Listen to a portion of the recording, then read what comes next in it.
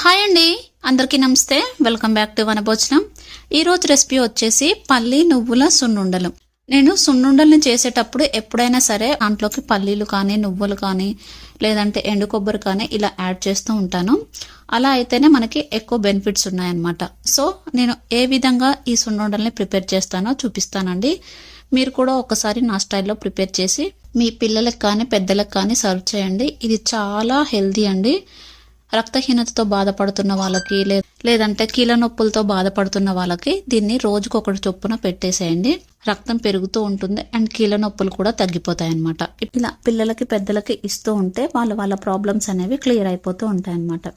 ఇప్పుడు ఆ లడ్డూని ఎలా ప్రిపేర్ చేయాలో ఇప్పుడు మనం చూసేద్దామండి. ముందుగా ఈ లడ్డు కోసం గ్లాస్ మినుములు, గ్లాస్ పల్లీలు, గ్లాస్ నువ్వులు తీసుకోండి. మనం ఏ గ్లాస్తో అయితే మినుములు తీసుకుంటామో సేమ్ అదే గ్లాస్ తోటి తీసుకోవాలండి. ఒకటి ఎక్కువ ఒకటి తక్కువ కాకుండా సేమ్ మెజర్మెంట్స్ ఉన్నట్లయితే టేస్ట్ అనేది బాగుంటుంది అనమాట. మీ దగ్గర ఒకవేళ మినుములు లేనట్లయితే మినుపు గుండ్లని యాడ్ చేసుకోవచ్చండి. ఇప్పుడు ఇలా తీసుకున్న తర్వాత నెక్స్ట్ స్టవ్ ఆన్ చేసి స్టవ్ మీద ఒక మందపాటి గిన్నెని పెట్టేసుకోండి. ఇప్పుడు దీంట్లోకి మినుములను యాడ్ చేసుకోవాలి. ఈ మినుములు వేగటానికి మనకి 20 మినిట్స్ అనేది టైం పడుతుంది. మినుముల్ని ఎప్పుడైనా వేయించుకునేటప్పుడు లో ఫ్లేమ్లోనే వేయించుకోవాలండి. హై ఫ్లేమ్లో వేయించుకుంటే పైన మాడిపోతూ ఉంటుంది, లోపట అనేది అస్సలు వేగదనమాట. ఎందుకంటే గుండ్లుగా ఉంటుంది కాబట్టి ఇవి వేగటానికి టైం పడుతుంది. సో అందుకని నిదానంగా వేయించుకోండి. 20 మినిట్స్ తర్వాత ఇవి పర్ఫెక్ట్గా వేగిపోయి ఉంటాయండి. వీటిని వేరొక ప్లేట్లోకి తీసుకొని పూర్తిగా చల్లారనిచ్చేసేయండి. నెక్స్ట్ ఇప్పుడు అదే ప్యాన్లోకి పల్లీలను వేయించుకోవాలి. పల్లీలు కూడా అంతేనండి, సేమ్ లో ఫ్లేమ్లోనే వేయించుకోవాలి. లేదంటే పల్లీలు త్వరగా మాడిపోయే ఛాన్స్ ఉంటుందన్నమాట. వేగకపోతే పల్లీలు మెత్తగా ఉంటాయి. పల్లీలు వేసినప్పుడు ఎప్పుడైనా సరే అవి చిటపట అని వేగేదాకా వాటిని వేయించుకోవాలి. ఇలా వేయించుకున్న దాన్ని వేరొక ప్లేట్లోకి తీసుకొని వీటిని కూడా పూర్తిగా చల్లారనిచ్చేసేయండి. నెక్స్ట్ అదే ప్యాన్లోకి నువ్వుల్ని వేయించుకోవాలి. నువ్వులు వేగటానికి తక్కువ టైమే పడుతుందండి. నువ్వులు వేసిన తర్వాత ఒక 2 మినిట్స్ కలిపేసి స్టవ్ ఆఫ్ చేసేయండి. ఆ వేడికే నువ్వులు అనేవి చిటపట అని వేగిపోతూ ఉంటాయన్నమాట. ఇప్పుడు ఈ మూడింటిని పూర్తిగా చల్లారనిచ్చేసేయాలి. నెక్స్ట్ ఇప్పుడు మనం ఏ గ్లాస్తో అయితే మినుములను తీసుకున్నామో అదే గ్లాస్ తోటి బెల్లాన్ని కూడా తీసుకోవాలండి. మీరు ఒకవేళ తీపి ఎక్కువ తినాలనుకుంటే కొద్దిగా యాడ్ చేసుకోండి. ఇప్పుడు నేను చెప్పిన కొలతలు అయితే పర్ఫెక్ట్గా సరిపోతాయండి. తీపి అనేది పర్ఫెక్ట్గా సరిపోతుంది, ఎక్కువ తక్కువ కాకుండా మీడియంలో ఉంటుందన్నమాట. ఇప్పుడు బెల్లం తీసుకున్న తర్వాత బెల్లాన్ని పక్కన పెట్టేసి నెక్స్ట్ ఒక మిక్సీ జార్ తీసుకొని పూర్తిగా చల్లారిపోయిన మినుముల్ని మిక్సీ జార్లోకి వేసేసుకొని మెత్తటి పౌడర్ లాగా గ్రైండ్ చేసుకోవాలి. మనకి ఎంత వీలైతే అంత మెత్తగా ఈ మినుముల్ని గ్రైండ్ చేసుకోవాలి. ఇలా గ్రైండ్ చేసుకున్న తర్వాత ఒకవేళ మీకు మెత్తగా అనిపించకపోతే ఒకసారి జల్లించుకోండి. ఇలా జల్లించుకోవటం వల్ల మెత్తటి పౌడర్ అనేది సపరేట్ అయిపోతూ ఉంటుంది అనమాట. ఇలా జల్లించుకున్న తర్వాత కొద్దిగా రవ్వలాగా వస్తుంది కదా, ఈ రవ్వని ఒకసారి మిక్సీ జార్లోకి వేసేసుకొని గ్రైండ్ చేసేసుకోండి. ఇలా గ్రైండ్ చేసుకున్న తర్వాత ఇందాక మనం తీసుకున్న బెల్లం ఉంది కదా, ఆ బెల్లాన్ని డైరెక్ట్గా ఈ మిక్సీ జార్లోకి వేసేసుకొని ఒకసారి మిక్సీ పట్టేసుకోవాలి.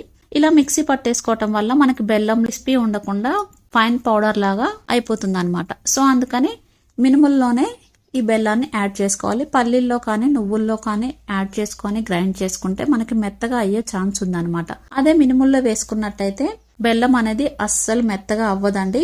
ఇలా బెల్లంతో గ్రైండ్ చేసుకున్న దాన్ని ఇందాక మనం దేంట్లో అయితే మినప పౌడర్ని వేసుకున్నామో అదే పౌడర్లోకి ఈ బెల్లం పౌడర్ని యాడ్ చేసేసుకోండి.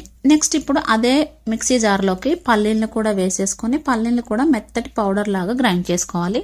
ఇలా మెత్తగా గ్రైండ్ చేసుకున్న తర్వాత సేమ్ ఇందాక దేంట్లో అయితే మినప్పిండిని వేసుకున్నామో అదే గిన్నెలోకి పల్లీ పౌడర్ను కూడా వేసేసుకోండి. నెక్స్ట్ నువ్వుల్ని వేసేసుకొని నువ్వుల్ని కూడా మెత్తటి పౌడర్ లాగా గ్రైండ్ చేసుకోండి.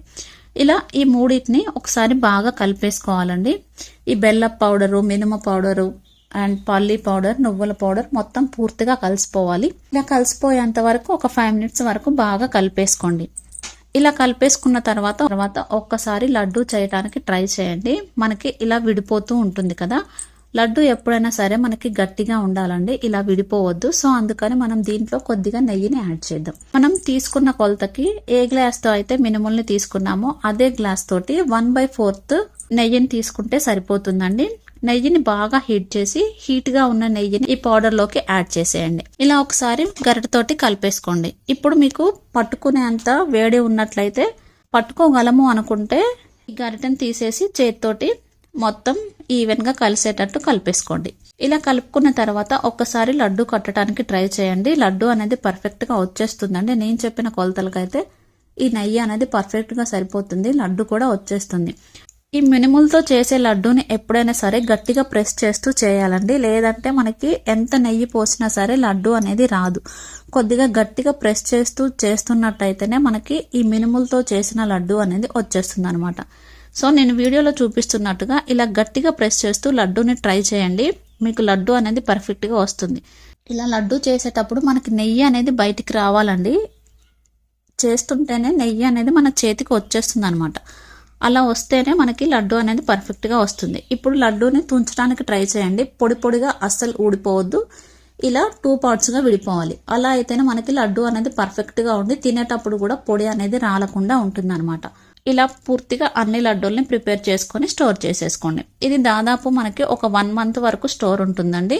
తినడానికి చాలా టేస్టీగా ఉంటాయి అండ్ చాలా హెల్దీ కూడా. ఒక్కసారి నేను చెప్పిన పద్ధతిలో ఈ లడ్డూల్ని ట్రై చేయండి, టేస్ట్ ని మీరు కూడా ఆస్వాదించండి. ఈ వీడియో కనుక మీకు నచ్చినట్లయితే please to subscribe. Thanks for watching. మరిన్ని వీడియోస్ కోసం వనభోజనం ఛానల్ ని చూస్తూనే ఉండండి.